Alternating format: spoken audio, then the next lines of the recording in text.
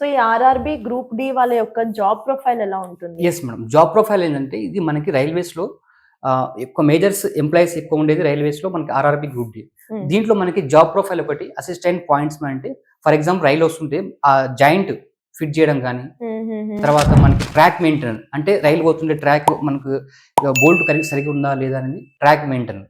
So వాళ్ళేమంటారు track maintenance. తర్వాత hospital అంటే గవర్నమెంట్ దాంట్లో మనకి హాస్పిటల్‌లో వర్క్ చేస్తారు. మనకి ఏమైనా ఎమర్జెన్సీ వచ్చినప్పుడు వాళ్ళు చూసుకోవడానికి దాంట్లో హాస్పిటల్ అటెండర్ అనమాట చూసుకోవడానికి. ఓకే. Hospital attendant post. తర్వాత ఇది సిగ్నల్ అండ్ టెలికాం. అంటే ఫర్ ఎగ్జాంపుల్ మనకి రైల్వే వెళ్తుంది. అప్పుడు సిగ్నల్ ప్రాబ్లమ్ వచ్చింది. సో ఇది టెక్నికల్ కేటగిరీ అనమాట ఇవన్నీ. సో మనకి ఇవి కూడా రైల్వేస్‌లో చాలా రకాల జాబ్స్ ఉంటది. ఇది క్లాస్ 4 ఉద్యోగాలు. దీంట్లో మనకి యెస్. హెల్ప్ ఆఫ్ టెక్నీషియన్ ఉంది. ఇప్పుడు ఫర్ ఎగ్జాంపుల్ టెక్నీషియన్ అంటే సిగ్నల్ అండ్ టెలికాంలో వాళ్ళ కింద వీళ్ళు పనిచేస్తారనమాట. ఓకే. వాళ్ళ టెక్నీషియన్ గ్రేడ్ 3 ఇది గ్రేడ్ 4 అనమాట. సో అసిస్టెంట్ అనమాట అట్లా. సో మంచి రకాల జాబ్స్ ఉంటాయి. చాలా మంది దీంట్లో ఎక్కువగా వేకెన్సీ వచ్చే జాబ్ అసిస్టెంట్ మన ట్రాక్ మెయింటెనర్. ఓకే.